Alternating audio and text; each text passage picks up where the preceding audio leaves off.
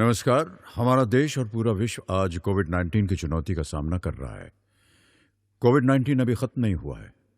ऐसे में हमारा फर्ज है कि हम सतर्क रहें। इसलिए जब तक दवाई नहीं तब तक कोई ढिलाई नहीं। कोरोना से बचाव के लिए जरूरी है नियमित रूप से हाथ धोना, मास्क पहनना और आपस में उचित दूरी बनाए रखना। याद रखिए, 2 गज दूरी मास्क है जरूरी। खांसी, बुखार या सांस लेने में कठिनाई होने पर हेल्पलाइन नंबर 1075 पर संपर्क करें। हेलो बच्चों, नमस्कार। एक बार फिर से स्वागत है आपका हमारे एक और नए वीडियो में, जिसमें मैं परशुराम अग्रवाल आज आप लोगों को पढ़ाऊंगा कक्षा 11 रोजगार कौशल एम्प्लॉयबिलिटी स्किल्स के सत्र क्रमांक 2 की इकाई क्रमांक 2 स्व प्रबंधन कौशल, जिसे इंग्लिश में सेल्फ मैनेजमेंट स्किल्स कहते हैं। बच्चों, आज हम इसके अंदर देख लेते हैं कि अभी तक हम लोग क्या क्या पढ़ चुके हैं। इसमें हम लोगों ने देखा सत्र क्रमांक 1 ताकत और कमजोरी का विश्लेषण के भाग 1 को, जिसमें हम लोगों ने पढ़ा था ताकत और कमजोरी किसे कहते हैं, कुछ महत्वपूर्ण शब्दों की परिभाषाएं क्या थीं, एवं नोइंग योरसेल्फ या स्वयं को जानने के बारे में हम सत्र 1 में पढ़ चुके हैं। बच्चों, बात करें कि आज हम लोग क्या क्या पढ़ेंगे, तो आज हम सीखेंगे बच्चों कि सत्र क्रमांक 1 के ताकत और कमजोरी का विश्लेषण के भाग 2 को, जिसमें हम लोग पढ़ेंगे योग्यताओं और कमियों का विश्लेषण, ताकतों की पहचान, कमजोरियों को पहचानना और कुछ महत्वपूर्ण प्रश्न जिनसे हमें हमारी ताकत और कमजोरियों का पता लगाने में सहायता मिलती है। अंत में हम लोग देखेंगे रुचियों और क्षमताओं के बीच के अंतर को। तो चलिए बच्चों, शुरू करते हैं आज का हमारा पहला टॉपिक, योग्यताओं और कमियों का विश्लेषण। आत्मबोध होना या मैं कौन हूँ, इसका ज्ञान होने का अर्थ है। बच्चों, यदि हम आत्मबोध हैं तो इसका मतलब यह होता है कि हम अपने बारे में जानते हैं कि मैं कौन हूँ। हमारी सामान्य विशेषताओं जैसे हमारा नाम, शैक्षिक योग्यताओं और दूसरों के साथ हमारे संबंधों से परे देखना ही आत्मबोध कहलाता है। वास्तव में इसका अर्थ है हमारे जीवन की शक्ति, छिपी हुई प्रतिभा, कौशल और यहाँ तक कि कमियों को जानना। बच्चों, एक व्यक्ति के अंदर बहुत सारी चीज़ें होती हैं और जब हम अपने अंदर की चीज़ों को जान लेते हैं, अपनी प्रतिभा को पहचान लेते हैं, अपने कौशल, अपनी शक्ति, अपनी कमजोरियाँ को पहचान लेते हैं, तो इसी शब्द को या इसी को हम आत्मबोध कहते हैं। वास्तव में हमें या हर किसी व्यक्ति को आत्मबोध होना अत्यंत आवश्यक है, क्योंकि यदि व्यक्ति आत्मबोध नहीं होता है तो वह हमेशा दूसरों के बारे में कुछ अवधारणाएं बना लेता है, चाहे वह व्यक्ति जिस प्रकार का हो। इसके लिए व्यक्ति को आत्मबोध होना अत्यंत आवश्यक हो जाता है। आइए देखें हमारी ताकत क्या है और हमारी कमजोरियां क्या हैं। ताकत वे हैं जो हम अच्छा करते हैं और इसे अच्छी तरह कर सकते हैं। सभी लोगों में कुछ ना कुछ ताकतें जरूर होती हैं। बच्चों, हम सभी के अंदर कुछ ना कुछ ऐसी ताकतें जरूर होती हैं जो कि किसी अन्य व्यक्ति में नहीं होती। कमजोरियां, जिन्हें सुधार के क्षेत्र के रूप में भी जाना जाता है, जो हम अच्छा नहीं करते हैं और वह अच्छा नहीं है, सभी की कुछ कमजोरियां जरूर होती हैं।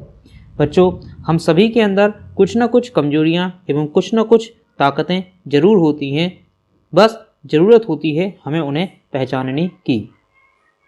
बच्चों, कभी भी हमें अपनी कमजोरी को अपने ऊपर हावी नहीं होने देना है।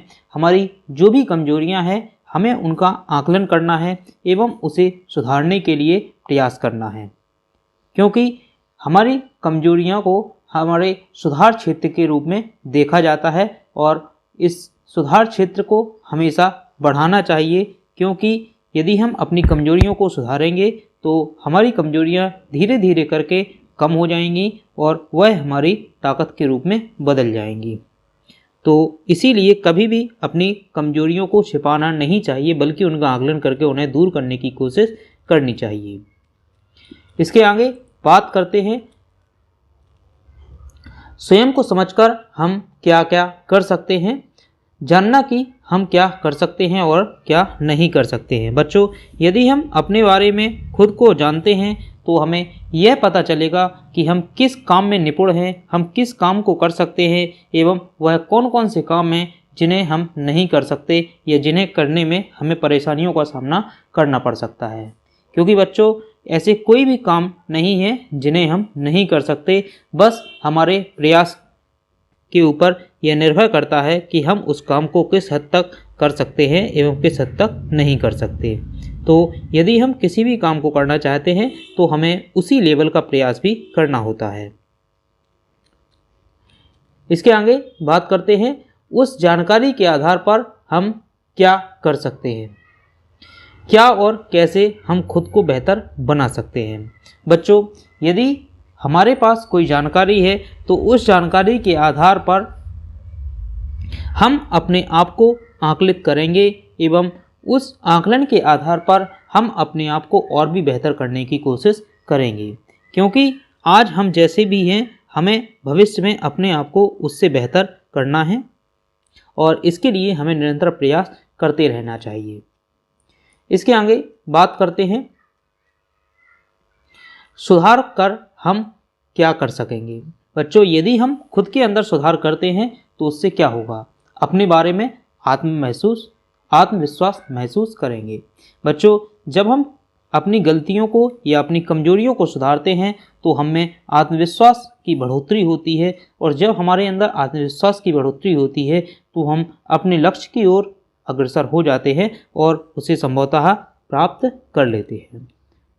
एक व्यक्ति के अंदर आत्मविश्वास बहुत ही महत्वपूर्ण है और हमें अपने आत्मविश्वास को बढ़ाना चाहिए और इसको बढ़ाने के लिए हमें अपनी कमजोरियों को कम करना ही होगा। इसके बाद बात करते हैं ताकत की पहचान किस प्रकार से हो सकती है। यह सोचने के लिए समय निकालें कि आप क्या अच्छा कर सकते हैं। ऐसा कुछ और भी सोचें जिसमें आप हमेशा अच्छे रहते हों। इस बारे में सोचें कि दूसरे आपके बारे में क्या सोचते हैं। बच्चों, यदि हम अपनी ताकतों को पहचानना चाहते हैं तो सबसे पहले तो हमें अपनी ताकतों को पहचानने के लिए समय निकालना चाहिए, क्योंकि किसी भी चीज़ की पहचान के लिए हमारे पास समय की आवश्यकता होनी चाहिए। और इस समय में हमें क्या करना है, हमें इस समय में देखना है कि हम और क्या क्या अच्छा कर सकते हैं। और इसके साथ हमें कुछ ऐसा भी सोचना है कि हम वह कौन कौन सी चीज़ें हैं जो हमेशा अच्छे करते आ रहे हैं या अच्छा करते रहे हैं। साथ साथ में हमें यह भी सीखना चाहिए या यह एक काम भी करना चाहिए कि दूसरे व्यक्ति हमारे बारे में क्या सोच। हमें अपनी ताकत की पहचान करने के लिए यह भी पता होना चाहिए कि दूसरे व्यक्ति हमारे बारे में क्या सोचते हैं, क्योंकि अन्य व्यक्तियों का नज़रिया हमारे लिए किस प्रकार है यह महत्वपूर्ण है। इसके बाद बात करते हैं कमजोरियों को किस प्रकार से पहचान सकते हैं। उन क्षेत्रों को इंगित करें जहां आप संघर्ष करते हैं और जो करना है आपको मुश्किल लगता है। बच्चों, हमें अपने ऐसे क्षेत्र या ऐसी बातें जो हमें करने में कठिनाई महसूस होती है, जिनको करने में हमें संघर्ष का सामना करना पड़ता है या फिर हम उस काम को बहुत ही मुश्किल से कर पाते हैं, हमें वह इंगित करनी है। दूसरों से आपको मिलने वाली प्रतिक्रिया को देखना है। बच्चों, दूसरा व्यक्ति आपको किस प्रकार से प्रतिक्रिया देता है, क्योंकि दूसरे व्यक्ति की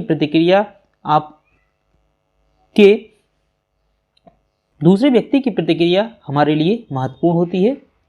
इसके बारे में छोटा महसूस किए बिना प्रतिक्रिया के लिए खुले रहें और अपनी कमजोरियों को स्वीकार करें।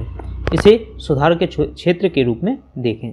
बच्चों, यदि कोई व्यक्ति हमें प्रतिक्रिया इस प्रकार से देता है जिससे हमें कहीं ऐसा अनुभव या ऐसा महसूस होता है कि यह हमें प्रतिक्रिया गलत प्रकार से दे रहा है, तो हो सकता है कि आपने जो बात कही है वह उसे सही ना लगी हो। तो यहाँ पर कमजोरी आपकी है, ना कि दूसरे व्यक्ति की। तो इसके लिए आप अपनी बात को सुधारें या अपने स्वभाव या भावनाओं को सुधारें, जिससे कि कभी भी वह व्यक्ति आगे से आपको इस प्रकार की प्रतिक्रिया ना दे सके। और इस प्रकार से हमें इसको एक सुधार के क्षेत्र के रूप में देखना चाहिए। इसके आगे बात करते हैं, कुछ प्रश्नों के माध्यम से हम अपनी कमजोरियों या ताकत का पता लगा सकते हैं। आइए देखते हैं वह कौन कौन से प्रश्न हैं। सबसे पहला प्रश्न आता है, मैं दूसरों से अलग कैसे हूँ। बच्चों, अक्सर हमारे अंदर यह प्रश्न या यह जिज्ञासा रहती है, जहाँ हम अपने आप को यह पता करने या यह दिखाने की कोशिश करते हैं कि मैं दूसरों से अलग हूँ। तो सबसे पहला प्रश्न है कि मैं दूसरों से अलग कैसे हूँ। दूसरा प्रश्न आता है, मैं दूसरों से बेहतर क्या कर सकता हूँ। बच्चों, जब कोई व्यक्ति किसी काम को करता है तो अन्य व्यक्ति यह सोचता है या यह जताने की कोशिश करता है कि वह इस काम को और भी बेहतर तरीके से कर सकता है, लेकिन किस प्रकार से। तीसरा प्रश्न आता है, अन्य लोग मुझ में क्या प्रशंसा करते हैं। बच्चों, यदि कोई व्यक्ति हमारी प्रशंसा करता है तो हमें वह कारण पता होना चाहिए कि किस कारणवश वह हमारी प्रशंसा कर रहा है। मुझे क्या करना चाहिए, हमें अपने जीवन में क्या करना चाहिए, क्या नहीं करना चाहिए, इससे हमारी ताकत और कमजोरियों का पता लगता है। मुझे कहाँ चिंता और संघर्ष करना है। बच्चों, हमें अपने जीवन में कौन से क्षेत्र में चिंता करने की आवश्यक है, किस क्षेत्र में हमें संघर्ष करने की आवश्यकता है, यह हमारी कमजोरियाँ और ताकत को दर्शाता है।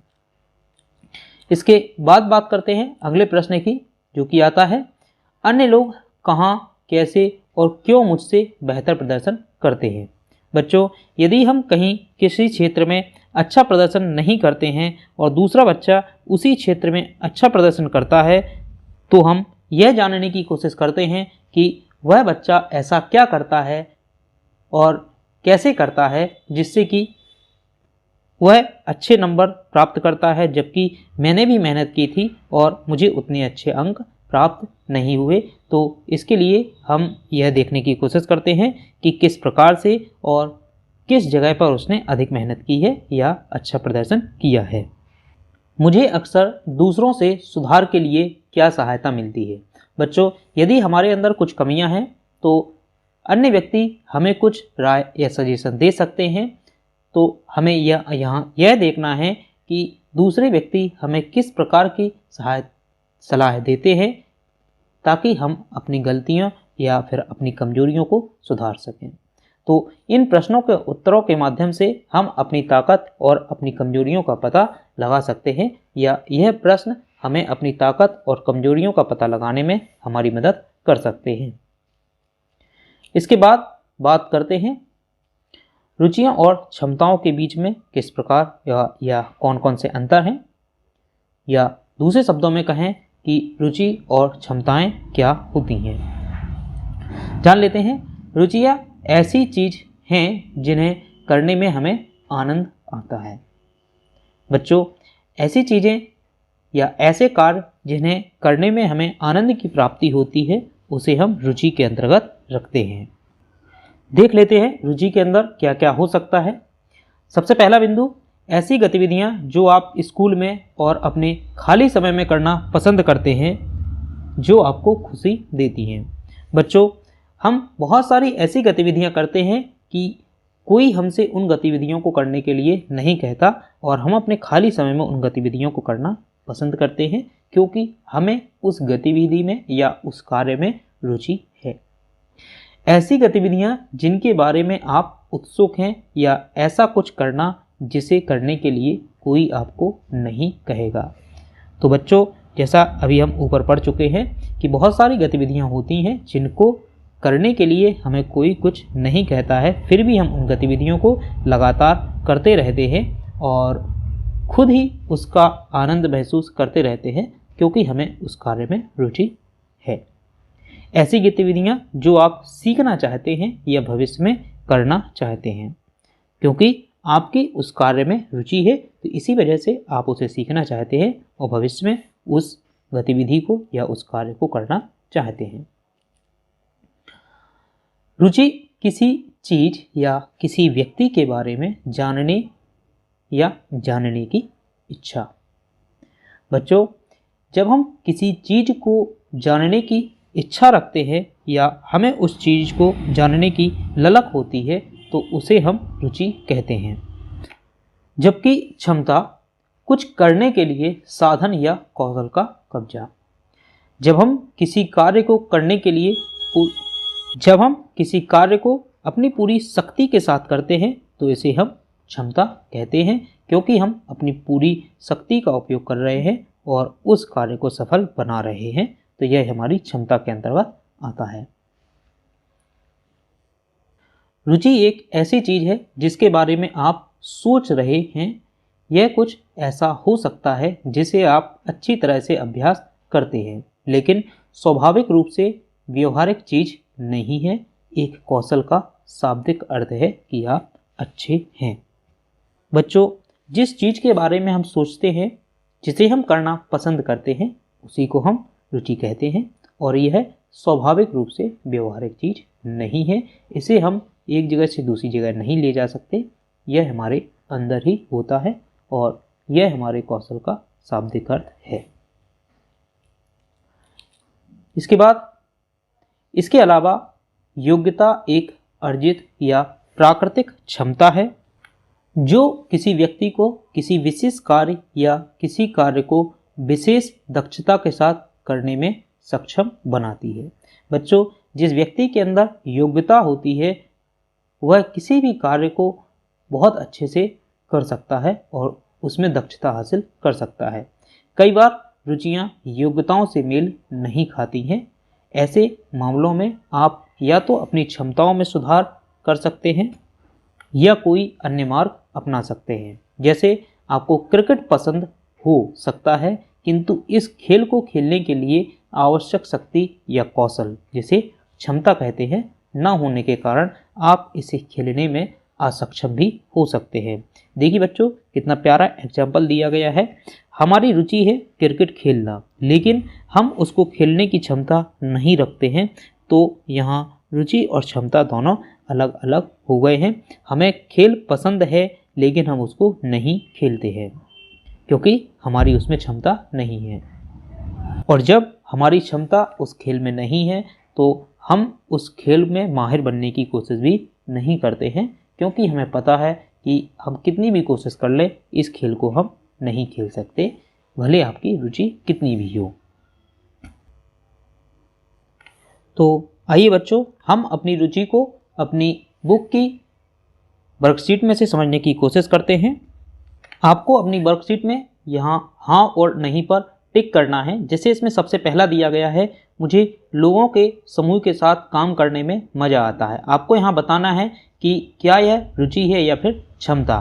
तो यदि यह रुचि है तो आपको हाँ पर टिक करना है और यदि यह क्षमता है तो आपको नहीं पर टिक करना है। तो बच्चों, यह एक रुचि है क्योंकि हमें किसी काम को करने में मज़ा आता है, तो यह हमारी रुचि है। इसके बाद बात करते हैं दूसरा क्वेश्चन। मुझे नए दोस्त बनाना बहुत पसंद है। जो चीज़ें पसंद होती हैं वह हमारी रुचि के अंतर्गत आती हैं। मैं नए लोगों के आसपास सहज महसूस करता हूँ, यह हमारी क्षमता है। मुझे ऐसे लोगों को सुनना पसंद है जो मुझसे अलग विचार रखते हैं, तो यह हमारी रुचि के अंतर्गत आता है। मैं अपने इलाके की समस्याओं की रिपोर्ट नगर पालिका पंचायत को देना पसंद करता हूँ, तो यह हमारी रुचि के अंतर्गत आता है। मुझे लोगों का उत्साहपूर्वक जवाब देना पसंद है, जो कि हमारी रुचि के अंतर्गत आएगा। मुझे कार्यक्रम आयोजित करना पसंद है, तो यह भी हमारी रुचि है और यह हमारी क्षमता के अंतर्गत भी आता है।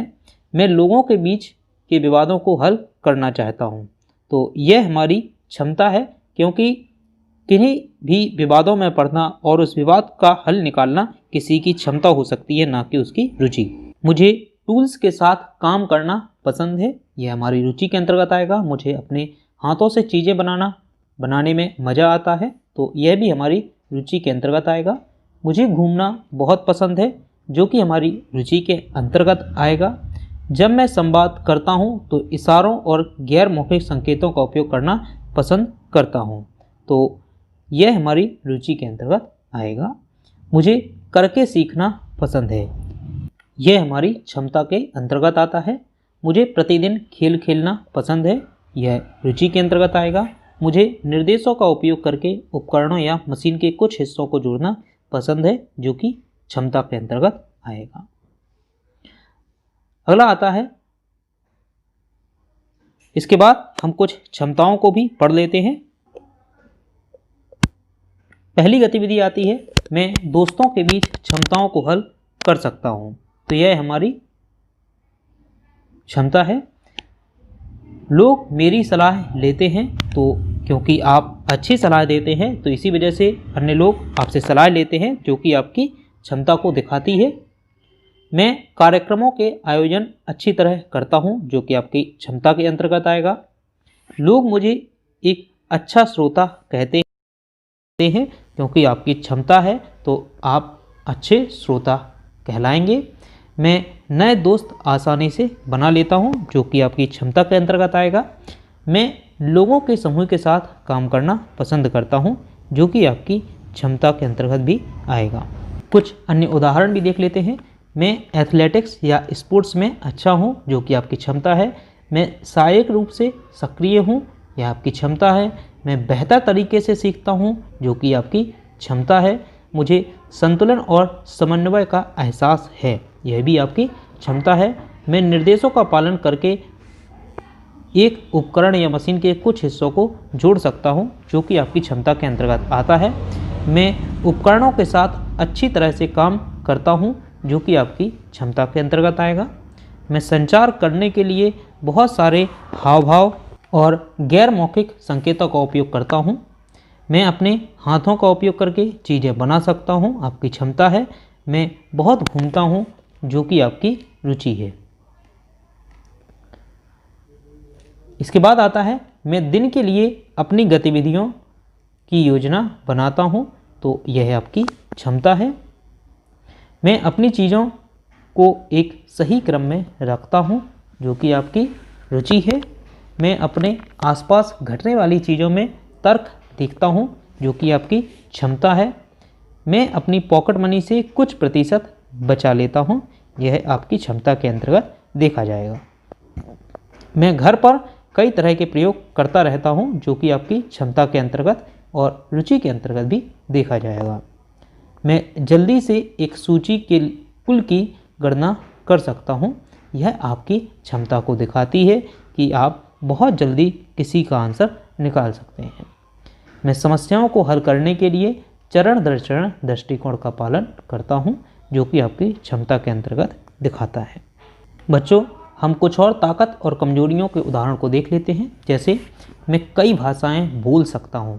एक व्यक्ति या एक बच्चा जो कि एक से अन्य भाषाएं या एक से ज़्यादा भाषाएं बोल सकता है, वह व्यक्ति की ताकत होगी। वहीं अगर कमजोरी की बात की जाए तो मैं कंप्यूटर नहीं समझता या मुझे कंप्यूटर का ज्ञान नहीं है, जो कि आपकी कमजोरी कहलाएगी।